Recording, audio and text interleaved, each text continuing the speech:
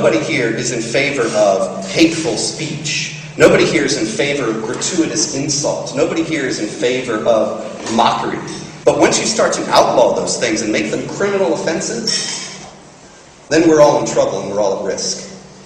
Because then totalitarian rulers, authoritarian rulers can take those provisions outlawing hate speech, religious hatred, Islamophobia, whatever, and they can use those provisions in order to crush dissent.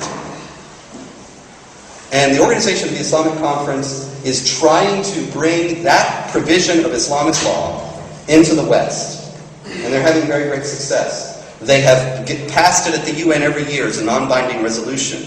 But every year under the Bush administration, it was vetoed by the United States. The Obama administration seems a whole lot more open to it.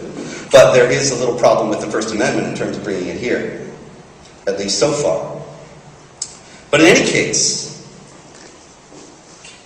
if a cornerstone of a free society is free speech, and this organization wants to end that, or wants to restrict it, then every individual, Muslim or non-Muslim or whatever, ought to stand against that initiative in the name of freedom of a free society in which people can live and prosper in a way that is in accord with their divinely given human dignity. Look, the reality of the world today is that we all have different points of view, and we're not going to agree.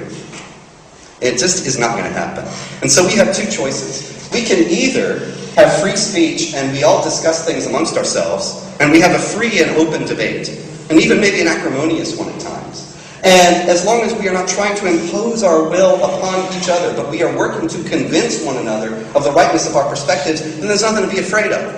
Or one group can try to gain hegemony over the rest and clamp down and gain power such that everybody else is silenced. And that, to me, is the death of the human spirit. That's why I'm here, and I call you all to join me in defense of these basic human rights. Thanks very much.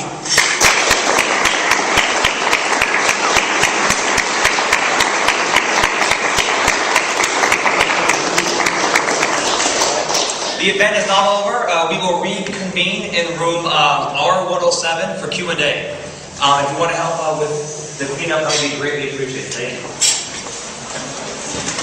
At 1:30, room R107.